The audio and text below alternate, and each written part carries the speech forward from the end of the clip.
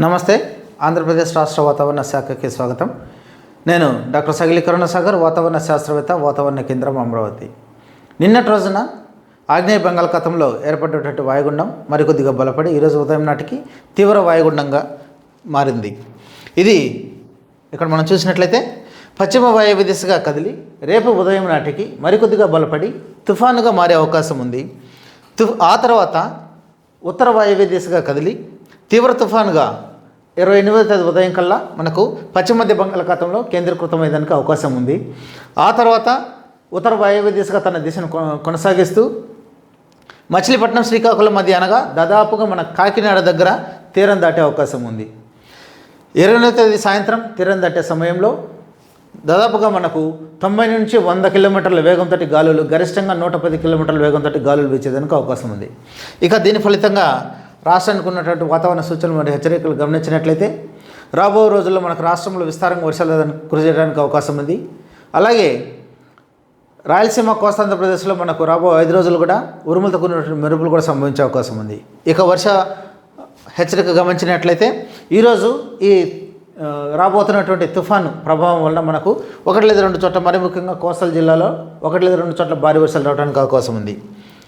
ఇక ప్రధానమైనటువంటి ప్రభావం ఈ మోంతా తుఫాను వల్ల గమనించినట్లయితే రేపటి రోజున అనగా 27వ తారీఖున కోస్తాంధ్ర జిల్లాలు అనగా మరి ముఖ్యంగా దక్షిణ కోస్తాంధ్రప్రదేశ్లోని నెల్లూరు, ప్రకాశం, బాపట్ల, కృష్ణా, వెస్ట్ గోదావరి, కోనసీమ, కాకినాడ ఈ జిల్లాలలో మనకు 1 లేదా 2 చోట్ల భారీ నుండి అతి భారీ వర్షాలతో పాటుగా అత్యంత భారీ వర్షాలు సంభవించడానికి అవకాశం ఉంది.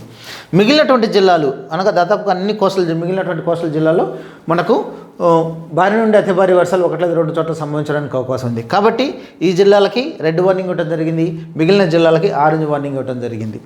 ఇక పశ్చిమ వైపు ఉన్నటువంటి జిల్లాలు, అతి కొద్ది జిల్లాలు అనగా కర్నూలు, అనంతపురం, సత్యసాయి ఈ జిల్లాలో 1 లేదా 2 చోట్ల అతి తక్కువ ప్రాబబిలిటీ తోటి భారీ వర్షాలు రావడానికి అవకాశం ఉంది.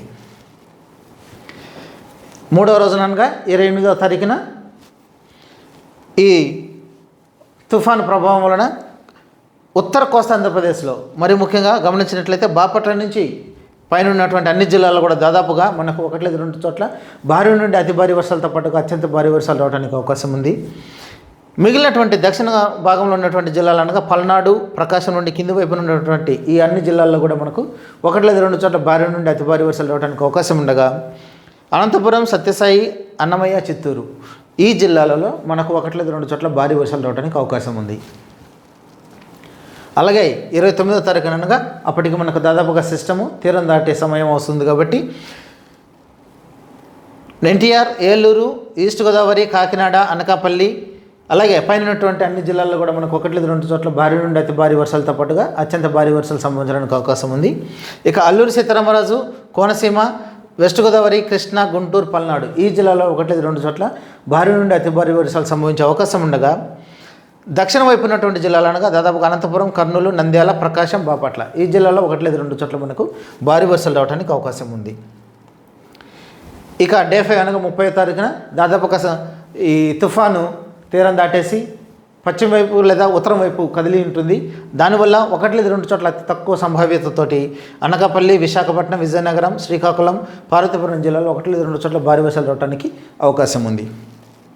కాబట్టి ఈ హెచ్చరికలైనట్లు దృష్టిలో ఉంచుకొని ప్రజలు అప్రమత్తంగా ఉన్నారని తెలియజేస్తున్నాం. మరి ముఖ్యంగా 27, 28, 29 ఈ 3 రోజుల్లో భారీ నుండి అతి భారీ వర్షాలతో పాటుగా అత్యంత భారీ వర్షాలు రావడానికి అవకాశం ఉంది. కాబట్టి మరి ముఖ్యంగా తీర ప్రాంతం వెంబడి ఉన్నటువంటి జిల్లాలు చాలా జాగ్రత్తగా ఉండాలి. లోతట్టు ప్రాంత వాసులు తగిన జాగ్రత్తలు తీసుకోవాలి. అలాగే పాడుపడ్డటువంటి బిల్డింగులు కానీ లేకపోతే కచ్చా హౌసెస్ కానీ పడిపోవడానికి అవకాశం ఉంది. చెట్లు, విద్యుత్ స్తంభాలు, కరెంటు స్తంభాలకు నేల కొరగడానికి అవకాశం ఉంది. అలాగే అత్యవసర సేవలైనటువంటి కమ్యూనికేషన్ కావచ్చు లేదా అంబులెన్సులు కానీ విద్యుత్తు, నీటి సరఫరా ఇవి కూడా పాక్షికంగా దెబ్బతినడానికి అవకాశం ఉంది. అలాగే రహదారులు కూడా అక్కడక్కడ దెబ్బతినడానికి అవకాశం ఉంది. నీరు నిల్వ ఉండడం వల్ల ట్రాఫిక్ కూడా అంతరాయం ఏర్పడడానికి అవకాశం ఉంది. అదేవిధంగా కొన్ని కొండ ప్రాంతాలలో కొండ చర్యలు విరిగిపట్టడానికి కూడా అవకాశం ఉంది. కాబట్టి ప్రజలందరూ ఈ హెచ్చరికలు దృష్టిలో ఉంచుకొని మీ ప్రయాణాలను తగు విధంగా ప్లాన్ చేసుకోవాలని, అత్యవసరమైతే మినహాయించి మరి ముఖ్యంగా 27, 28, 29 తారీఖుల్లో బయటికి రావద్దని హెచ్చరికలు జారీ చేస్తున్నాం. అదేవిధంగా గాలులు చూసినట్లయితే మనకి తీర ప్రాంతం వెంబడి కూడా ఈరోజు 30 నుండి 45 కిలోమీటర్లు, గరిష్టంగా 55 కిలోమీటర్ల వేగంతో వీచేదానికి అవకాశం ఉంది. 27వ తారీఖున 45 నుండి 55 కిలోమీటర్లు, గరిష్టంగా 65 కిలోమీటర్ల వేగంతో కొద్దిగా పెరిగేదానికి అవకాశం ఉంది. ఇక 28వ తారీఖు చూసినట్లయితే ఉదయం సమయంలో 60 నుండి 70 కిలోమీటర్లు, గరిష్టంగా 80 కిలోమీటర్ల వేగంతో గాలులు వీచి అవి సాయంత్రం కల్లా 90 నుండి 100 కిలోమీటర్లు, గరిష్టంగా 110 కిలోమీటర్ల వేగంతో పుంజుకోవడానికి అవకాశం ఉంది.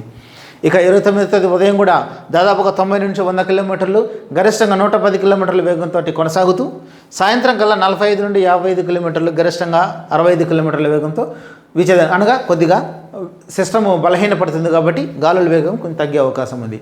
అదేవిధంగా సిస్టమ్ ఈ తుఫాను తీరం దాటే సమయంలో కావచ్చు, లేదా అతి దగ్గర పడుతున్న సమయంలో స్టామ్ సర్జ్ కూడా మనకు దాదాపుగా 1 కిలోమీటర్ల హైట్లో వచ్చేదానికి అవకాశం అంటే అలలు పెరిగేదానికి అవకాశం ఉంది. కాబట్టి తీర ప్రాంతం బట్టి ఎక్కడైతే తీరం దాటుతుందో ఆ ప్రాంతాల్లో మనకు నీరు లోపలికి చొచ్చుకునేదానికి అవకాశం ఉంది.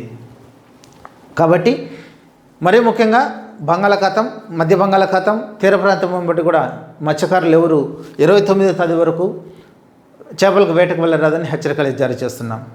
ఎప్పటికప్పుడు తాజా సమాచారం కోసం వాతావరణ శాఖని సంప్రదించండి. అలాగే వార్తలు, ఎఫ్ఎంలు ఇవి కూడా వినాల్సిందిగా తెలియజేస్తున్నాం. నమస్తే.